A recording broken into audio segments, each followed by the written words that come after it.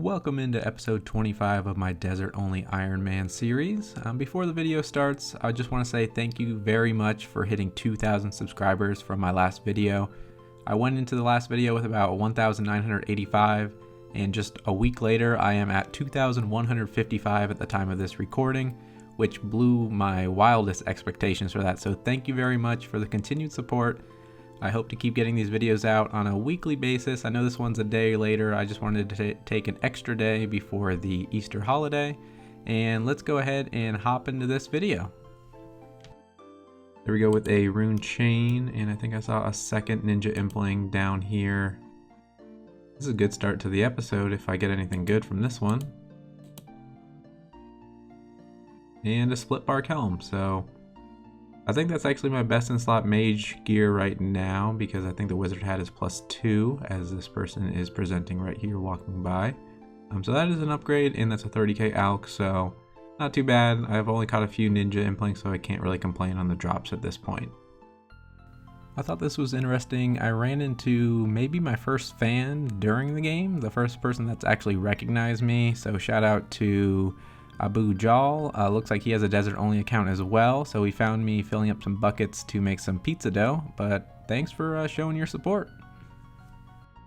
Back on that pizza grind, level 59 cooking, making some more anchovy pizzas to go back to KQ. Decided to train a couple other skills and just got level 55 mining, so I can now mine some mithril right over here. So when or if I ever need it, I can get it from the desert, but I do get a lot of myth bars from scarab mages, so I don't think I'd really be mining that. It's not very efficient with a mithril pickaxe, but it's always good to get levels up and unlock new content. So I'm going to mine a little bit more silver, and then I will smelt it to make some more tiaras for crafting experience. Smithing all those silver bars, level 51 smithing, we can now make mithril axes. We already have those from Calphite workers and Calphite guardians, but closing in on getting mithril darts. So let's go ahead and keep going. Right after getting 51 smithing, we now have 51 crafting in the same inventory. Snakeskin chaps, can't really do anything with that, but I do have a lot of silver to go through, so I may get up to 52 here. Level 52 crafting, making some unstrung ruby amulets, and I won't be able to craft a serpentine helm. Level 54 thieving here in Pyramid Plunder. Level 55 thieving here. I forgot how quickly these levels come in, so I'm going to go ahead and just stick around here for a little bit longer and see how many levels I can get. Level 56 thieving. And 57 thieving. I think that's going to be the last level I get during this run. I just wanted to see how many levels I can knock out in like an hour, hour and a half. So 3 levels isn't too bad. Continuing with the skilling content, we have level 36 firemaking. And there we have level 40 firemaking. And the main reason why I was doing this skilling content was for 1,200 total level. So there we go, 1,200 total level on my Desert Only Ironman. I mean, there's still a lot of skills I can level up significantly. I can do some mining and smithing, that's not a problem. I can fire make for a long time. Range, I expect to get that into at least the 70s at some point. Thieving isn't really a problem if I just put some time into it. So I don't know what the ceiling's going to be on this account, but once I hit 1250, I open up a couple more worlds as well. So let's go back and go to my favorite thing to do right now, and that's catching implings. That did not take long to find my first ninja impling. 2 onyx bolts. I don't think there's any reason I'll ever need those, but it'll add to the bank value. More rune throwing axes, so that'll make 100 total.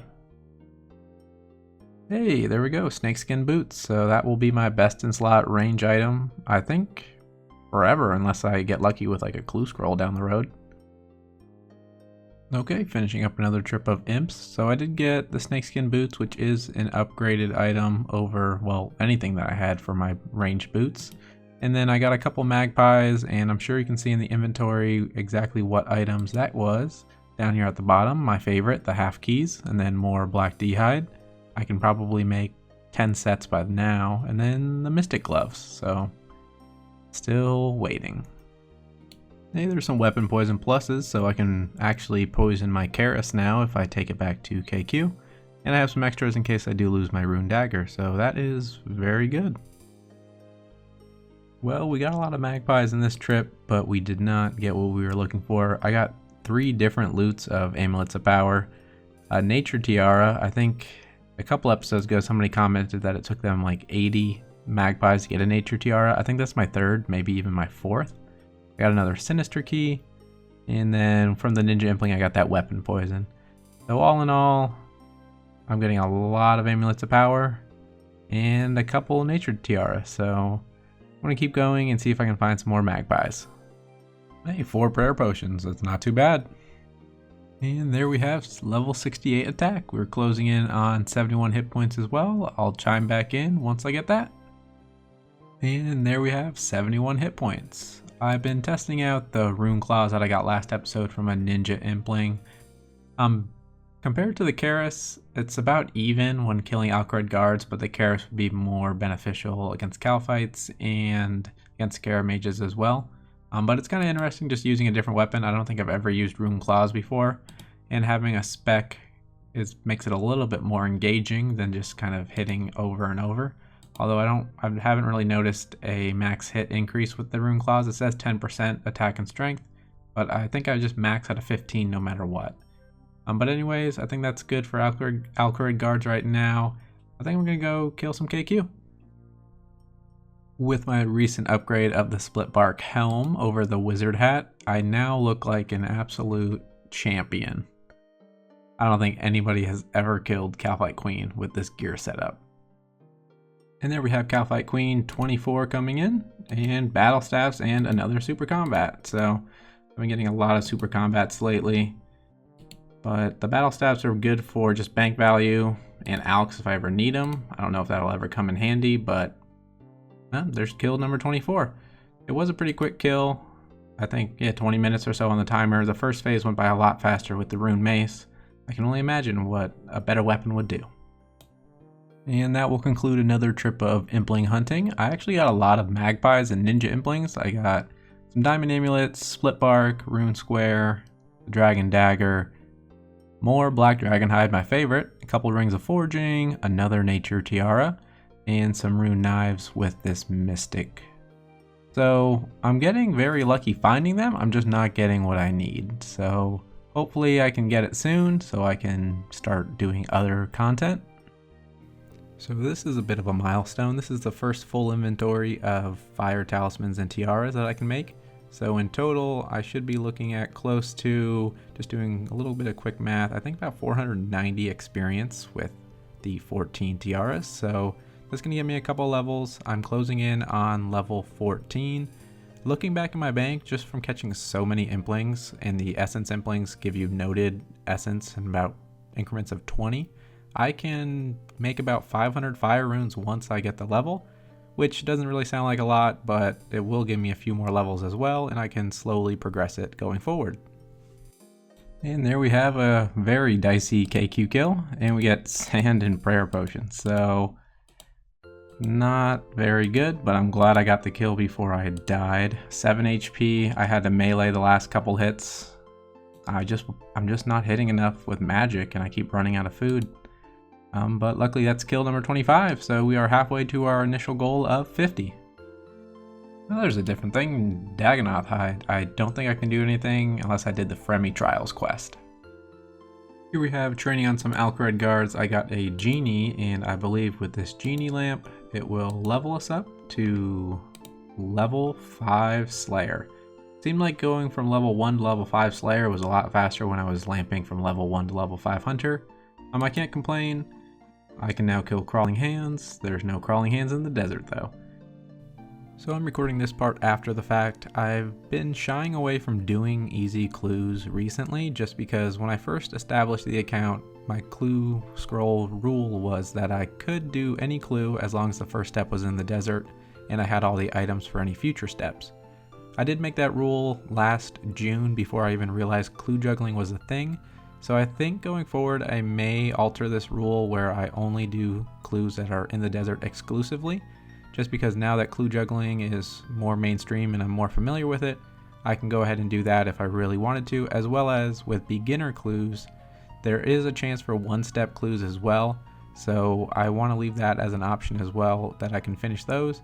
You can still get magic staffs from beginner clues, and if it's a one-step completion, the Alchrid guards drop them, so I still have a chance of finishing them. But what you see here is an anomaly for me. There is an easy clue, and I got back to back to back in the desert. I didn't have to juggle anything, it was just straight luck. So let's go ahead and see what our reward is. Alright, so we got an easy casket. All 3 steps were in the desert. That is the first time that's ever happened. So what I'm looking for in this easy casket would be, I'm really hoping just for any type of staff. Staff of air, staff of fire would be best. But let's see what we get. And a willow shortbow and 8 law runes, so not very helpful at all. And there we have level 69 attack at Alchrid guards. And that also gives me level 85 combat. So I kind of want to keep the account under 90 combat for the bulk of my KQ kills, just in case I do get lucky and I get a pet. I think it'd be kind of cool to have a KQ pet under 90 combat.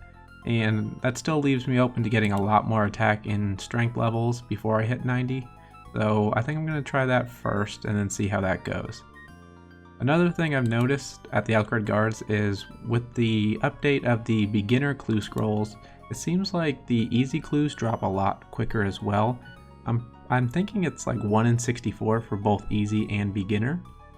So if you're a new account and you're looking for a way to get clue scrolls, I would suggest coming here. They have 19 HP and they drop easy and beginner clues pretty frequently. As you just saw, I got really lucky with an easy clue and got 3 straight desert steps, which I don't anticipate happening anytime soon. But beginner clues can be one-step completions, so I'm hoping for one of those so I can get a beginner clue done on this account. Another inventory completed, and as you can see in the inventory, the items that I am looking for are nowhere to be found, but some of our favorites are there, just like the diamond amulets and some more dragon daggers, so that's useful. I guess I can't complain about the snape grass and the prayer potions though. That's always going to be useful though.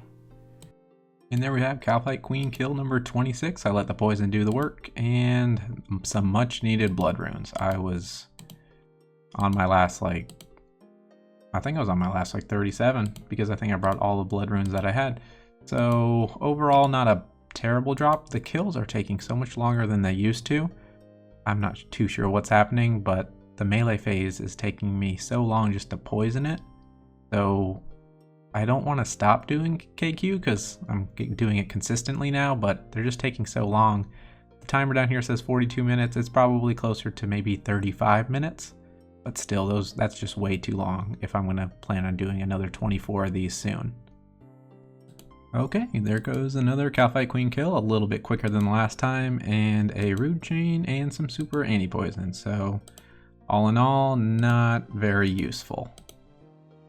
Didn't even see a magpie on that trip. I just got the 2 ninja implings with the rune knives and the rune chain body. I think the common theme of this video is get a load of implings and then go to KQ. I'm really just grinding for this Warhammer. I know it's very repetitive content and I do apologize for that, but it is just RNG at this point. I'm over 100 magpies in. I think the drop rate on the wiki says 1 in 20 for all drops on the magpie list. So I should have gotten 5 rune warhammers by now. I've gotten every single other drop, but I can't get that rune warhammer. And I just think it would speed up my KQ kill so much faster, so I can kind of start grinding those out, go for some rare drops there. As well as with the ninja implings, I want to get that Rune Scimitar as well. I think that would be my best in slot training weapon, and I can use that at Alchrid guards. Still use the Karis against other monsters like the Scarab mages and things. But I'm going to keep going. I'm not really losing too much faith. I'm kind of getting annoyed that it's been about 3 weeks since I got the hunter level required, and I still haven't got that rune warhammer. So I'm going to keep going and see what I can get. Hey, there we go, Rune Scimitar on the last item of this inventory. So that is a welcomed addition to my gear, and I'm so happy I finally got one of the 2 items I was looking for. So It's really late at night. I just wanted to come in and do one inventory. Luckily, it came on the very last one, so that is great. Let's go to the bank and check to see how many ninja implings that took. Alright, let's take a look and see. So that took 30 ninja implings to get the Rune Scimitar. That's a lot better than this number right here, going for that Rune Warhammer. Go ahead and leave a comment down below if you actually received a Rune Warhammer from Magpies. I'm pretty sure I have, but at this point, I'm not even sure anymore. Well, it looks like the rune claws that I got last episode had a short lifespan on my account, as the Rune Scimitar upgrades and is better in every category for slash and strength. So let's see what I can get as a max hit with the Rune Scimitar. And there we have level 70 attack. So I think I set that goal a couple episodes ago, but it's nice to finally get it. The Rune Scimitar really only does about 30k XP an hour here. I think I'm really just running into a restriction of how quickly these things can spawn.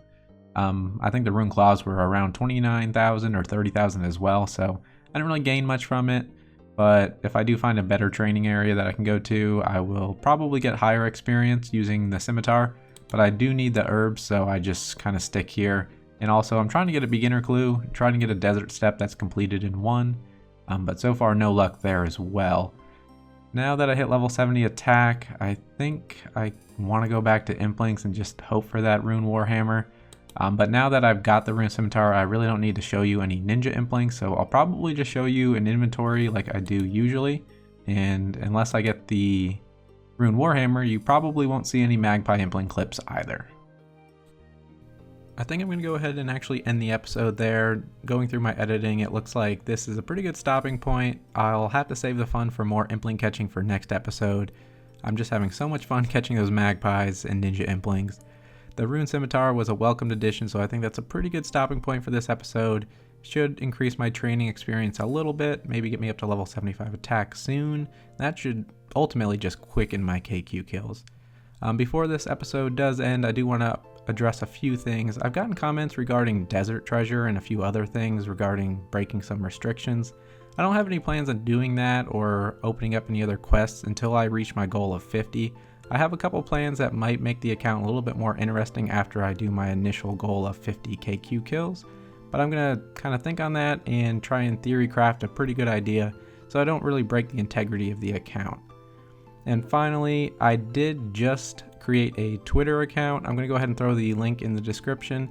It's just going to have some general updates on when the account is going to have more videos, maybe a few sneak peeks on some things I received during the week of making clips.